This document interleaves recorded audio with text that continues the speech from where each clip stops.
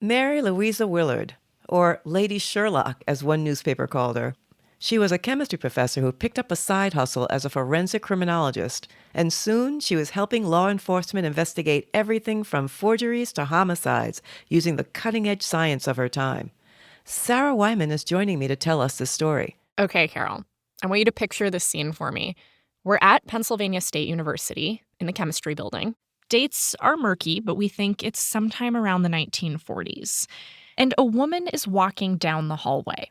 She is holding a dead chicken.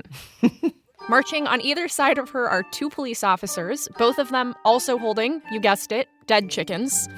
And these birds are allegedly victims of murder. And the woman who's being escorted down the hall is their accused killer. She is indignant. She is insisting that she is innocent. And after a few more steps, she and the policeman reach room 101. They open the door to find this spacious, sunny laboratory with shelves and shelves of glass bottles covering the walls. Several different kinds of expensive-looking microscopes are sitting on lab benches. And in the middle of it all, there's a short, white-haired professor who's sitting at a desk, poring over some sheets of paper. And at this moment, one of the police officers clears his throat and says, "Dr. Willard, we need your help." This is Lost Women of Science. I'm Carol Sutton Lewis. And today, we bring you the story of Mary Louisa Willard. We'll learn about her astonishing career, how her brilliance in the lab made her a valuable resource to police investigators, how she testified as an expert witness in major criminal trials. And of course, we'll find out how this chemist cracked the case of the dead chickens. So, hi, Sarah. Hello. So, let's back up a minute. How did we get here? I'm assuming chicken murders weren't her specialty. Yeah, Mary Willard was first and foremost a professor of chemistry. She did end up having this incredible side hustle solving crimes, and serious crimes too, not just chicken murders. I mean, she worked on cases of breaking and entering, homicides, assaults, and we're going to get to all of that a little bit later. And her story really begins at Penn State University, which is where she was quite literally born and bred. She was born in a cottage on campus, just a couple hundred yards away from where her lab would one day be.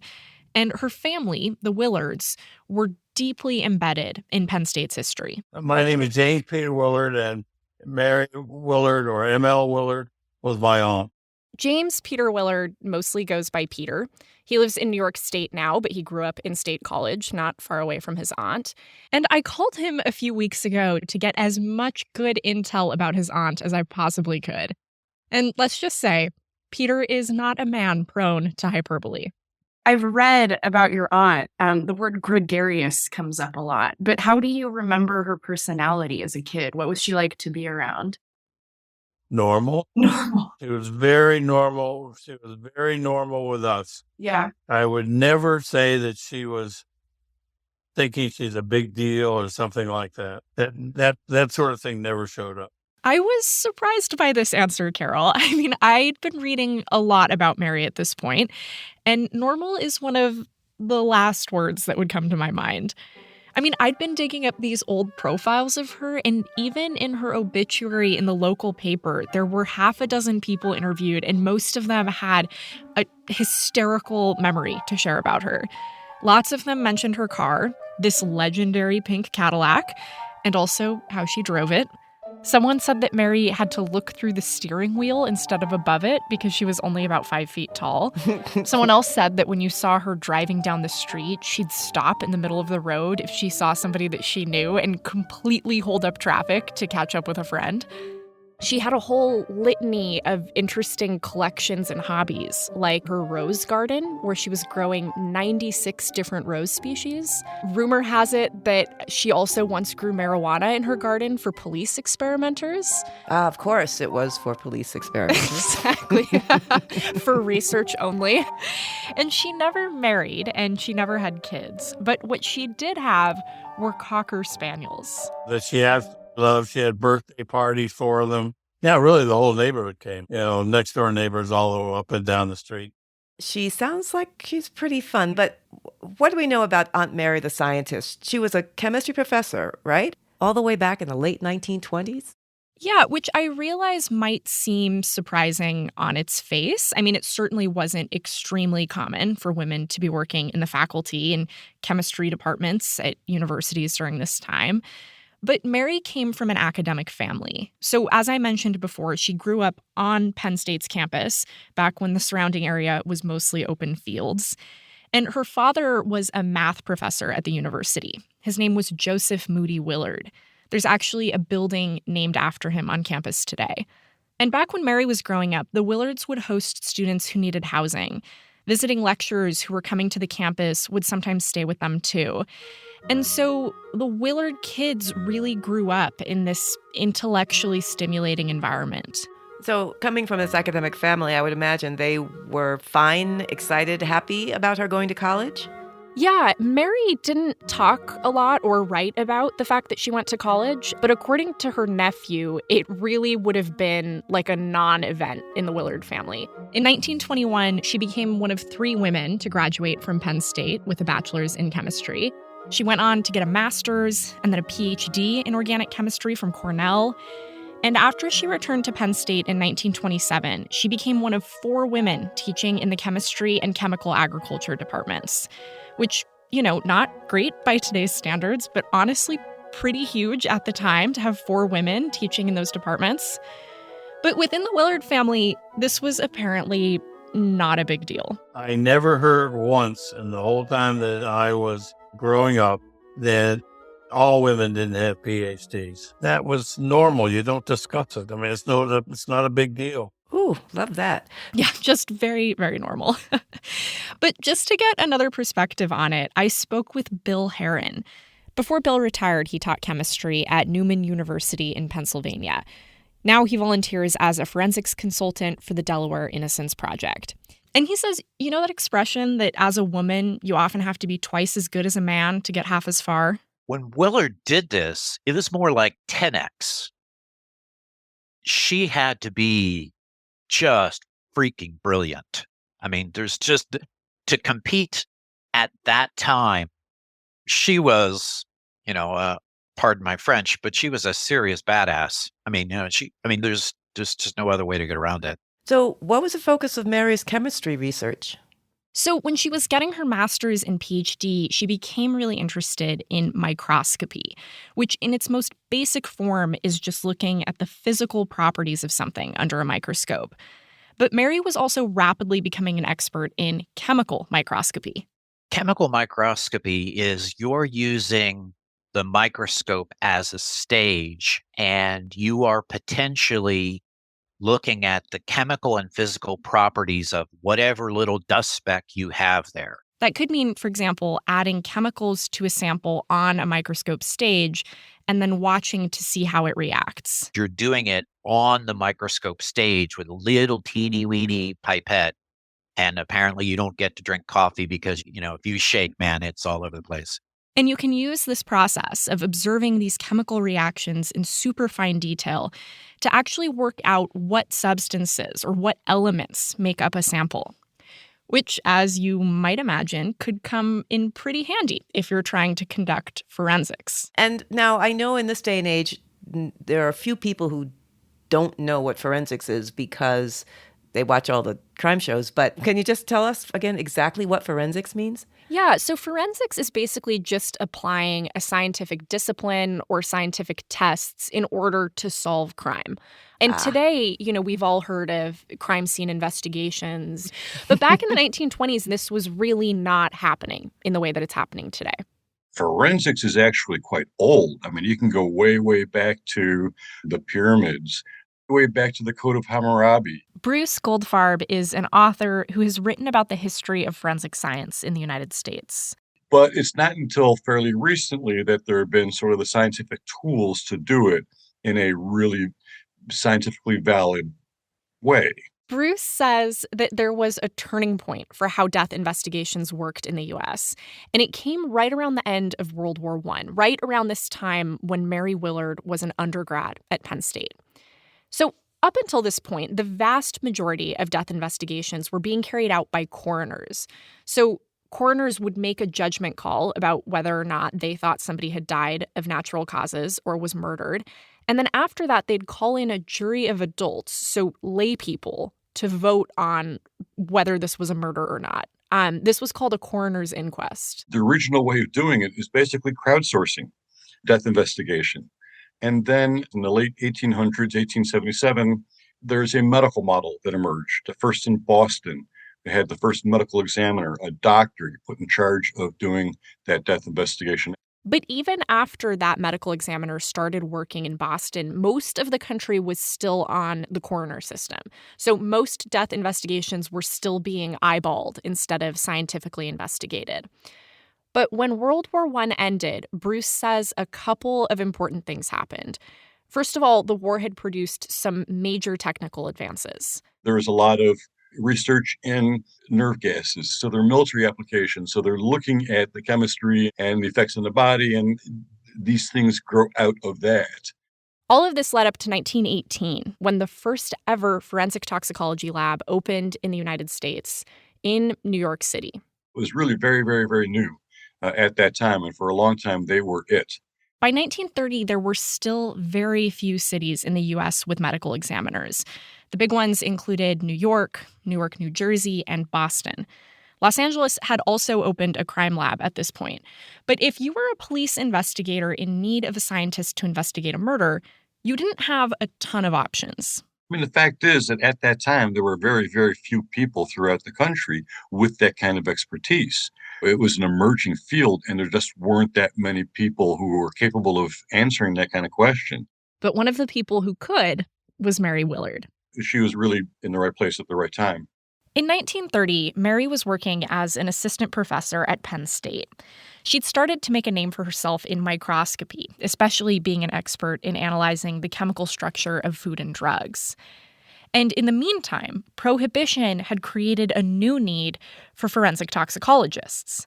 Bootleg alcohol was often contaminated with poisons. Methanol or methyl alcohol was a common one at the time, but there were others too. God knows what, gasoline, just to dilute a little bit and give it some kick. Just like, you buy some little glassine envelope from a street, you have no idea what's really in it. So law enforcement really had their work cut out for them. They had to figure out what was causing all of these poisonings, and then hopefully they could use that information to trace the tainted samples back to the bootleggers who were responsible. But in order to do that, they needed someone who could separate the substances in contraband alcohol samples and perform a chemical analysis to identify them, which is why, in 1930, Mary Willard was tapped by some Pennsylvania revenue officers to do just that. There isn't a detailed record of the first case that Mary worked on, but she must have done a good job because shortly thereafter, a judge in Scranton got in touch with another case. And before long, Mary's phone was ringing almost every day with requests for chemical analyses on everything from paint to bloodstains, drugs, and poisons. That sort of thing does not surprise me at all that people would seek her out from all over the place because she was one of the very, very few independent people who was capable of doing such a thing. Over and over again, Mary was called upon to help the police solve homicides, arsons, forgeries. And then one day, a woman walked into her lab in tears, protesting that she had not killed those chickens. After the break. You may not know this about me, but over the course of the pandemic, I became obsessed with crime shows. A lot of British crime shows because they're really good at it. And as I'm listening to Mary, it's sort of, oh my gosh, it's a classic. This little woman, you said she was really short and she's driving a car that she has to look through the steering wheel, and she's giving birthday parties for dogs. And yet, in that lab, nobody's messing with her. She's in that lab. She is solving the cases. She is giving them the evidence they need. It's so perfect. This is so true. She's a regular Doc Martin is his name, right? Oh, my goodness. She's a regular Father Brown. Okay. No, wait. Now you're diving into my territory. She's actually a little more like Vera, if we're going down that road. It's so true. I mean, the more I learned about Mary, the more shocked I felt that there hasn't been a book or a Hollywood movie or a British TV show about this woman. But as her nephew Peter puts it, Mary was so unassuming, So normal. The only time I ever saw something that I thought was abnormal, I was in her house and she was out. I was there alone. And I opened the refrigerator door, and there was a human arm in the refrigerator. It wasn't even wrapped up. I tried to ask follow-up questions, Carol. I really did. Okay, well, no more words. And the other thing Peter said is that his aunt didn't really talk about her criminal cases, except I found with one notable exception, the case of the dead chickens. It all started when 28 of a local farmer's chickens suddenly dropped dead. The farmer was quick to blame his neighbor, a widow who apparently he'd overheard saying she'd kill the birds if they trespassed in her garden. But the woman insisted she was innocent. So Mary got to work in the lab. First thing, she would have ruled out a violent death, no external injuries on the birds. So the cause of death was more likely some kind of poisoning. And this is where Bill Heron says Mary would probably have used chemical microscopy. She'd start by taking a sample from the birds' stomachs. And what she's first going to do is add some hydrochloric acid. If the sample contained any silver, mercury, or lead, Mary would be able to see those fall out of the liquid solution. It's almost as if you have like a hedge maze, and you can get lost in the hedge maze. But what you're going to do is by adding different chemicals, you're going to actually wipe out different sections of the hedge until you close the box around what it is. It's kind of like chemical 20 questions. But so far, no dice. So Mary would have moved on to chemical question number 2. She'd add hydrogen sulfide to the sample. And in that case, you kick out copper, bismuth, cadmium, lead, mercury, tin, antimony, and arsenic. At this point, Mary would have seen some heavy metals precipitate out of the sample. But she still didn't know exactly which one of those metals was in her sample. So she'd collect the metals, dissolve them again, and then wipe out each one of these in turn by adding and subtracting various things. That particular scheme, I can show it to you, but I can't recite that by heart. And this is what I'm telling you. This woman, I mean, it was like having encyclopedic knowledge at her fingertips. And heavy metals are the easy stuff. When you get into other chemicals, there's millions of pathways. And so having that on the tip of your tongue and just doing it, it's magic. Eventually, Mary narrowed the sample down to arsenic. That's what killed the birds. But what they did not know is where that arsenic came from. So they went back to the scene of the crime and collected paint samples from a billboard near the farmer's field. Took those back to the lab, ran more tests, and sure enough, the glue on the billboard came back positive for arsenic. So Mary concluded that these birds were not murdered. They just had a little snack of a billboard, ingested some arsenic, and the neighbor was exonerated. So this is an example of one case that we know a fair bit about, but there were many, many, many different cases, most of them involving human victims. And Mary was a little bit of a generalist within her field. You know, she could do everything from toxicology, identifying poisons, to spectrographic analysis of paint, which you might use to check if 2 paint chips matched, for example. She didn't invent all of the techniques or instruments that she was using in her investigations, but she was one of the first people to apply them to forensic science. So in other words, using this technology, this chemistry know-how in order to solve crimes. At the height of her career, Mary Willard was serving as an expert witness in court about once a month.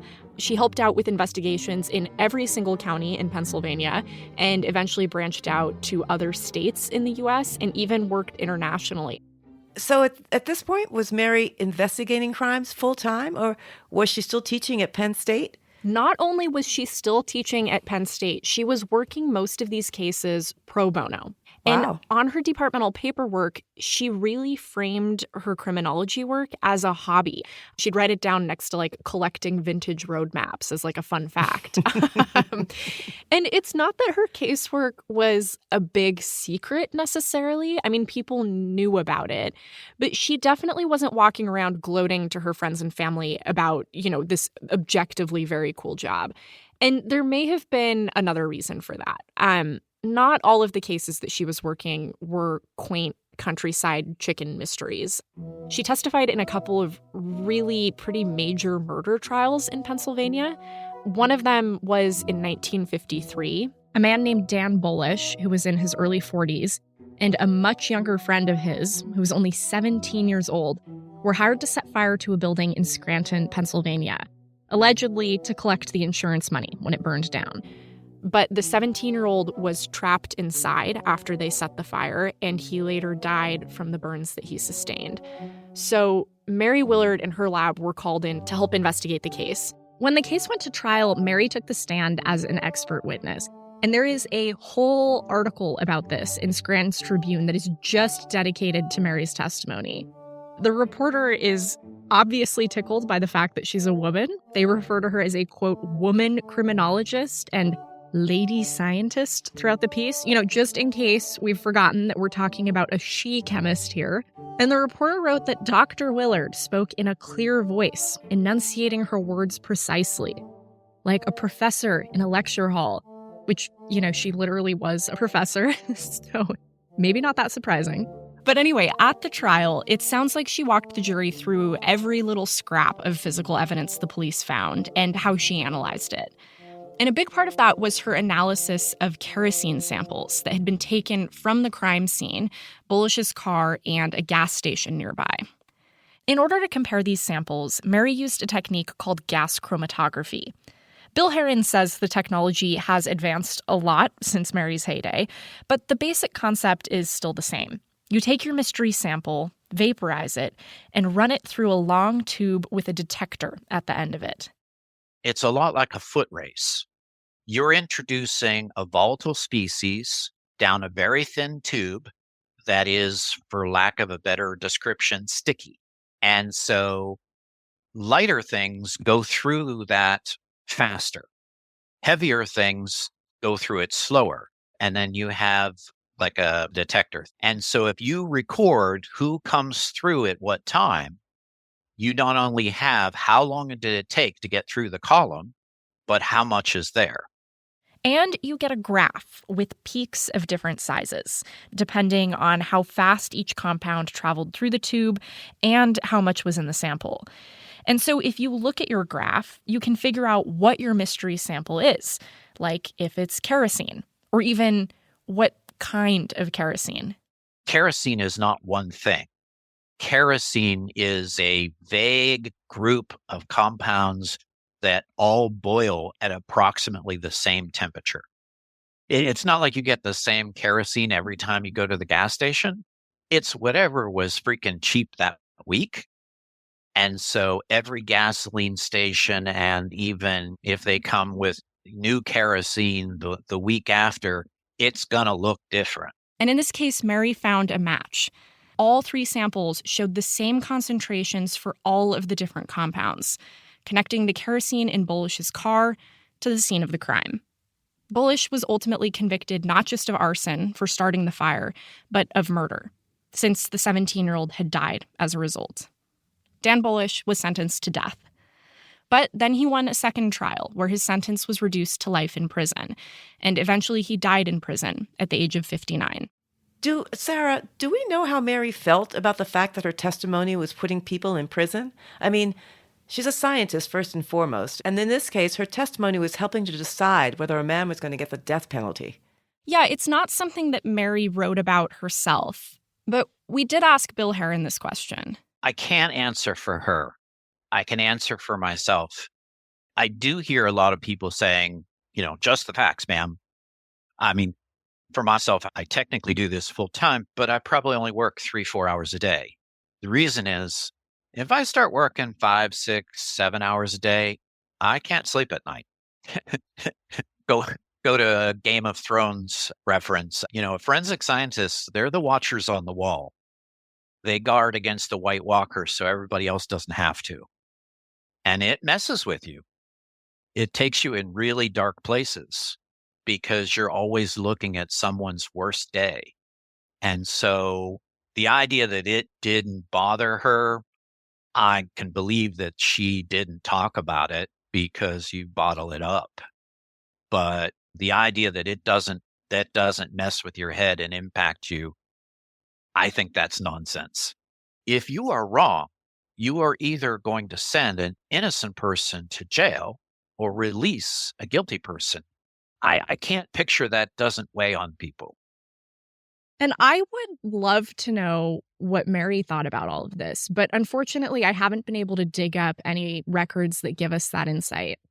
I do know that she was really concerned with improving the overall process, especially how evidence was collected. I mean, she would go on lecture circuits around the country talking about criminology. And in those lectures, she said that more police officers should be getting college degrees in the sciences. She felt that it was so important that the people who were collecting the evidence and who were responsible for preserving it, for transporting it at the right temperature, she was like, these people need to know that their ability to collect this evidence determines my ability to process it fairly and effectively. She pointed out that that goes for lawyers, juries, and judges, too. It was kind of a pet peeve of hers that in court she noticed that the kind of subjective tactile exhibits were the ones that juries would really lock onto. So, for example, if you show them a plaster cast of a crowbar dent in a window and then hold up the crowbar and say, look, it fits, everybody's nodding along. But if you start explaining a chemical analysis in super high detail, you can see their eyes glaze over. And she once said of explaining her findings to a jury that usually it has to be done in a colorful Dick Tracy sort of way, but still retaining the basic fundamentals. Much work can be done in this direction. I just have to note for some of our younger listeners that Dick Tracy reference. Sarah, I don't even know if you're old enough to remember Dick Tracy, but he was a famous cartoon detective. He was in the comics when comics were printed in newspapers.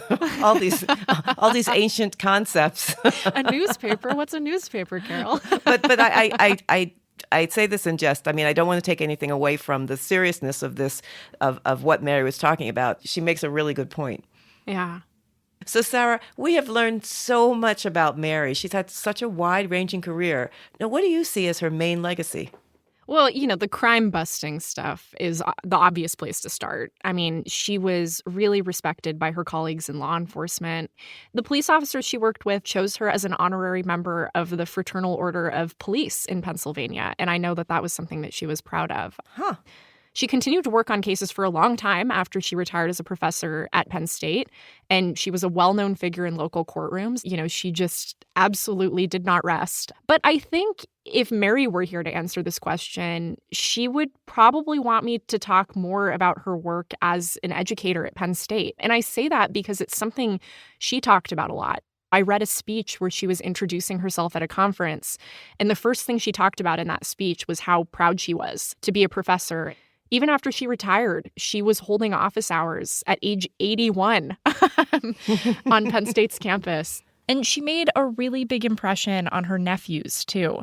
Peter told me something that really stuck with me. One thing I wanted to ask you about was you said in an email that, and I'm quoting you here, that my aunt was a force for good for whatever she undertook. And when I read that, I caught my breath. Like, that's just such a beautiful compliment. What made you say that, and how did you see that in the life that she lived? Every moment that I saw her, that appeared to me to be the case. It was an emotional statement for me to write. There was always a feeling of do what's good and everything will be all right with her. Yeah. And that goes all the way to her pink Cadillac and her dogs and everything else.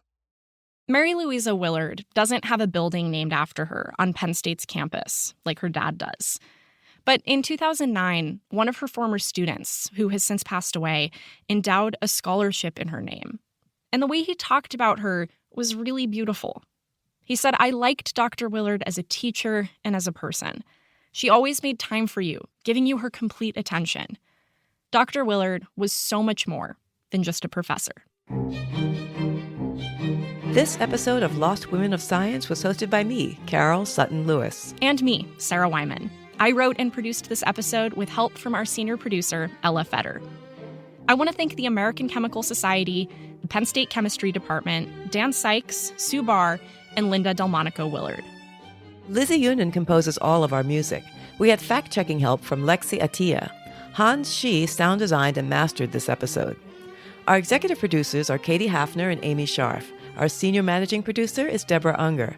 Thanks to Jeff Del Vicio at our publishing partner, Scientific American. The episode art was created by Karen Meverak. Lost Women of Science is funded in part by the Alfred P. Sloan Foundation and the Ann Wojcicki Foundation. We're distributed by PRX. If you want to see a transcript for the episode or get show notes or donate to the show, visit lostwomenofscience.org. See you next time.